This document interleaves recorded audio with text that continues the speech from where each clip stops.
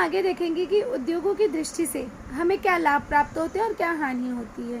तो जहाँ पे उद्योग स्थापित होते हैं तो औद्योगिक दृष्टि से हमें कई सारे लाभ भी होते हैं और कई सारी हमें समस्याओं का सामना भी करना पड़ता है। अब लाभ में जैसे रोजगार की व्यवस्था होना, कृषि का विकास होना, जनसंख्या की वृद्धि होना, इसके अलावा वस्तुओं का स्थिर मूल्य होना, कुशल श्रमिक होना, जीवन स्तर का ऊंचा होना, क्योंकि जब अगर आय होगी तो लोगों का जीवन स्तर भी ऊंचा होगा, श्रमिक आपूर्ति होना, बाजार की व्यवस्था होना, सिंचाई के तहत अधिक भूमि होना, परिवहन सुविधाओं का विकास होना, संचार के माध्यमों में विकास होना, सांस्कृतिक विकास होना, साक्षरता होना, किसी भी गांव का नगरीकरण के लिए प्रोत्साहित होना, वहाँ पे जल की आपूर्ति होना, विद्युत की आपूर्ति होना। तो इस तरह के कई सारे लाभ होते हैं, लेकिन वहीं पर समस्याएं भी उतनी ही जटिल होती हैं। जैसे कि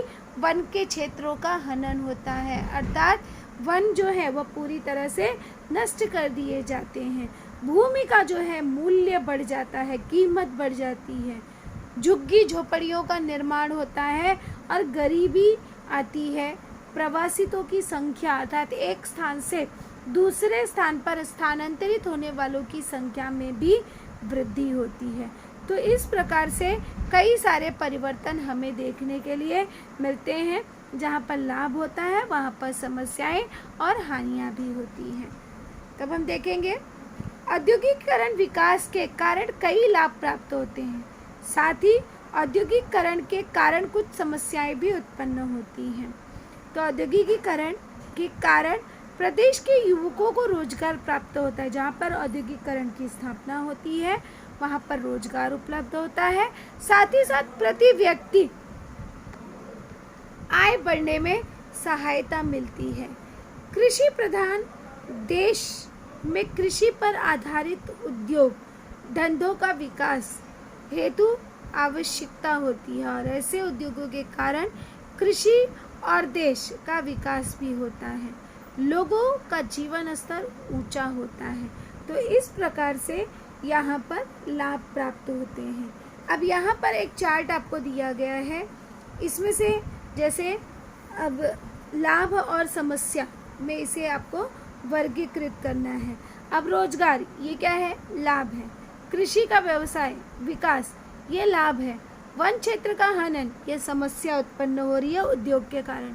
जनसंख्या अब ये लाभ है। वस्तुओं का स्थिर मूल्य लाभ है। कुशल श्रमिक ये भी लाभ के अंतर्गत आता है। श्रमिक आपूर्ति लाभ के अंतर्गत आता है। प्रदूषण, अब प्रदूषण एक समस्या होती है। जीवन स्तर को ऊंचा करना यह भी लाभ है। सिंचाई के तहत अधिक भूमि होना यह भी एक लाभ के अंतर्गत आता है, उद्योग के लाभ के। बाजार, परिवहन सुविधाओं का विकास ये सभी लाभ के अंतर्गत है। भूमि का बढ़ता मूल्य यह जो है समस्या के अंतर्गत आता है। संस्कृति विकास, संचार के माध्यम, नगरीकरण को प्रोत्साहन, ये साक्षरता, निर्बाध विद्युत आपूर्ति ये सब लाभ के अंतर्गत आते हैं। किंतु प्रवासितों की संख्या, गरीबी, यहाँ पे झुग्गी झोपड़ियाँ, तो ये सब जो है ये सब हमारा समस्या के अंतर्गत आता है। अब आगे हम देखेंगे सूचना प्रौद्योगिकी कि सूचना प्रौद्योगिकी का किस तरह से हमें लाभ होता है। तो सूचना प्रौद्योगिकी आज के युग में एक महत्वपूर्ण अभियांत्रिकी क्षेत्र है। तो खालिस्तान के लिए प्रश्न बनता है कि खालिस्तान आज के युग में एक महत्वपूर्ण अभियांत्रिकी क्षेत्र है। तो सूचना प्रौद्योगिकी अर्थात जो हमें इंफॉर्मेशन टेक्नोलॉजी, सूचना प्रौद्योगिकी को इंग्लिश में कहते हैं इंफॉर्मेशन टेक्नोलॉजी, जहाँ से हमें जानकारी प्राप्त होती है। इस क्षेत्र का कार्य संगणक के द्वारा चलता है। अभी सूचना प्रौद्योगिकी क्षेत्र का कार्य किसके द्वारा चलता है? तो हमें उत्तर मिलता है कि सूचना प्रौद्योगिकी क्षेत्र का कार्य संगणक द्वारा चलता है और इस क्षेत्र में भारत ने अच्छी प्रगति की है। भारत ने काफ़ी प्रगति की है। इस उद्योग में कार्यरत कुशल श्रम शक्ति इसका प्रमुख कारण है। तो इस उद्योग का प्रमुख कारण क्या है? कुशल श्रम शक्ति। इस उद्योग में तकनीकी जानकारी ढूंढना, प्राप्त करना, विश्लेषण करना एवं उसका संग्रहण करना, आलेखों के द्वारा प्रस्तुत करना, मांग के अनुसार आपूर्ति करना इत्यादि कार्य किए जाते हैं। अब यहाँ पे क्वेश्चन हमको पूछा जाता है कि सूचना प्रौद्योगिकी द्वारा कौन से कार्य किए जाते हैं।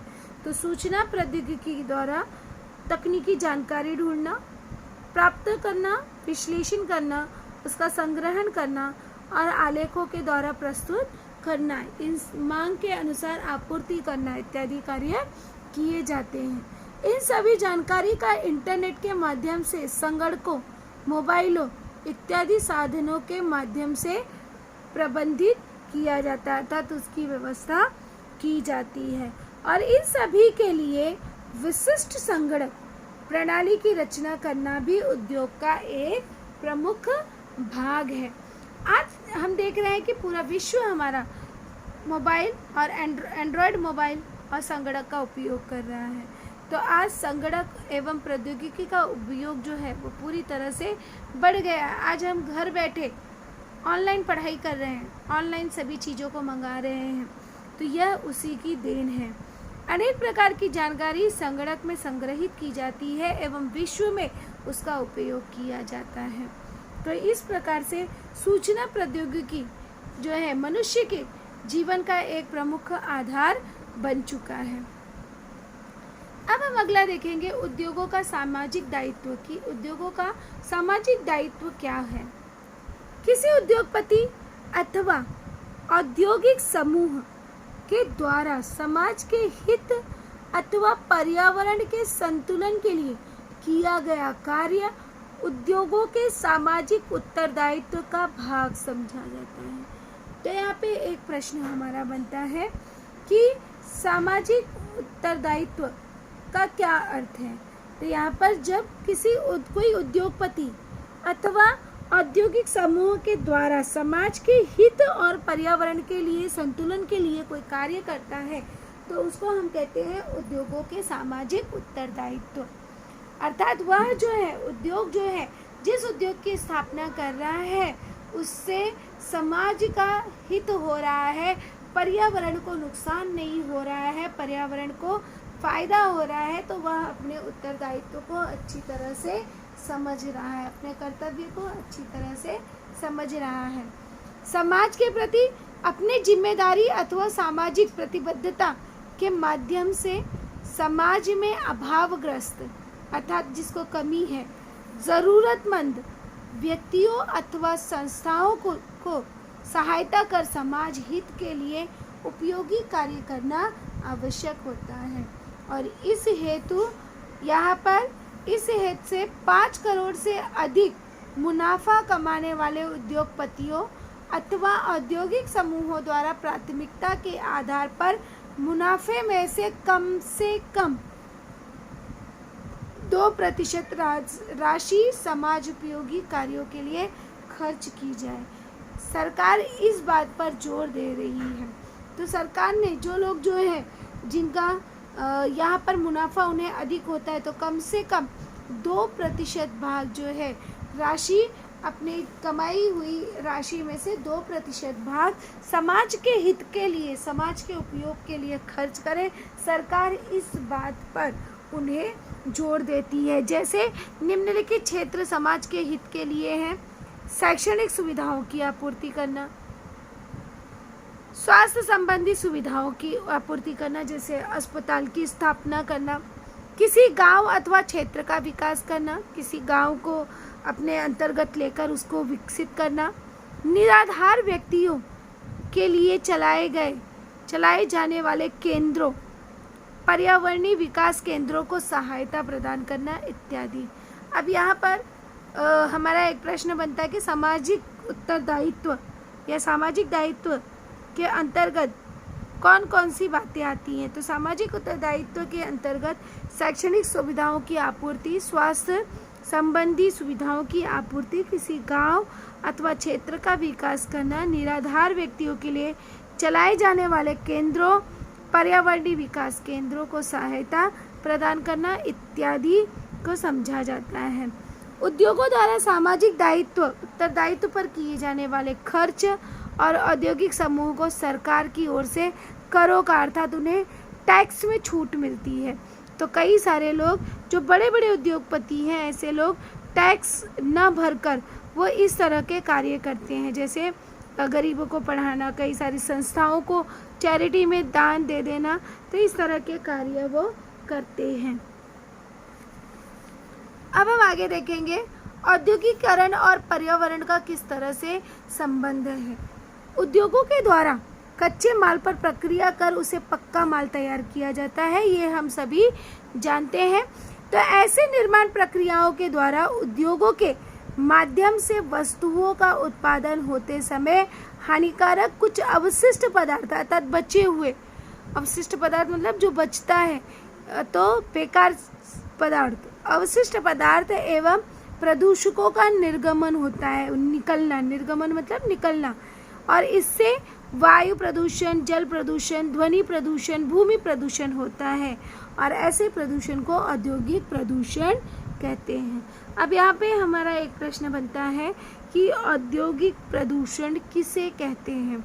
तो औद्योगिक प्रदूषण किसे कहते हैं कि उद्योगों के द्वारा कच्चे माल पर प्रक्रिया कर उसे पक्का माल तैयार किया जाता है, और ऐसे निर्माण प्रक्रिया के द्वारा उद्योगों के माध्यम से वस्तुओं का उत्पादन होते समय कुछ हानिकारक पदार्थ उसमें से निकलते हैं, जिसके कारण वायु प्रदूषण, जल, ध्वनि और भूमि का प्रदूषण होता है, और ऐसे ही प्रदूषण को हम औद्योगिक प्रदूषण कहते हैं, अर्थात जो उद्योगों के कारण होता है। औद्योगिक प्रदूषकों के कारण उत्पन्न पर्यावरण एवं प्रदूषण से संबंधित समस्याओं के विषय में आज वैश्विक स्तर पर गंभीरता से विचार किया जा रहा है। उद्योगों के स्थान का निर्धारण करते समय स्थानीयकरण के परंपरागत कारकों के साथ साथ पारिस्थितिकी कारकों का भी विचार किया जाने लगा है, अर्थात उद्योगों की स्थापना कहाँ की जाए जिससे पर्यावरण और समाज के लोगों को हानि न पहुँच सके, इसका ध्यान दिया जा रहा है। कारखानों के कारण होने वाले प्रदूषण को नियंत्रित करने के लिए प्रबंधन द्वारा हानिकारक अपशिष्ट अर्थात जो बचा हुआ पदार्थ है उसे निपटाने का कार्य किया जा रहा है। तो इसके लिए सरकार हमारी जो है जागरूक हो चुकी है कि किस तरह से उद्योगों के औद्योगिक प्रगति भी होनी चाहिए और हमारे पर्यावरण और सामाजिक स्तर को हानि नहीं पहुंचनी चाहिए। ईंधन की बचत करने वाले वाहनों एवं यंत्र सामग्री का उत्पाद होना चाहिए जिससे ईंधन की बचत हो सके और हमारा पर्यावरण भी प्रदूषित न हो सके। प्रदूषण का नियंत्रण, प्राकृतिक संसाधनों का संरक्षण, पर्यावरण प्रबंधन इत्यादि को भी ध्यान में रखना आवश्यक है। अभी जैसे हम देख रहे हैं कि सीएनजी गैस वगैरह से गाड़ियां चलती हैं, तो यह हमारे पर्यावरण को ध्यान में रखकर ही इनका निर्माण किया गया है। भारत में औद्योगिक प्रदूषण रोकने की दृष्टि से राष्ट्रीय एवं राज्य स्तर पर भी कुछ कानून एवं नियम बनाए गए। उदाहरण के लिए जैसे जल एवं वायु प्रदूषण नियंत्रण करने के लिए यहाँ पर निवारण हेतु अधिनियम, कई सारे नियम बनाए गए हैं, पर्यावरण संरक्षण अधिनियम इत्यादि। भारत सरकार का केंद्रीय प्रदूषण नियंत्रण बोर्ड प्रदूषण में से संबंधित कार्य देखता है। नियम का उल्लंघन करने वाले कारखाने के प्रबंधन इसके लिए उत्तरदायित्व होता है और उन्हें दंड के वे अधिकारी होते हैं, उन्हें दंडित भी किया जाता है। तो इस तरह से हमारी सरकार जो है वह पर्यावरण को लेकर, औद्योगिकीकरण को लेकर वह जो है जागरूक हो चुकी है।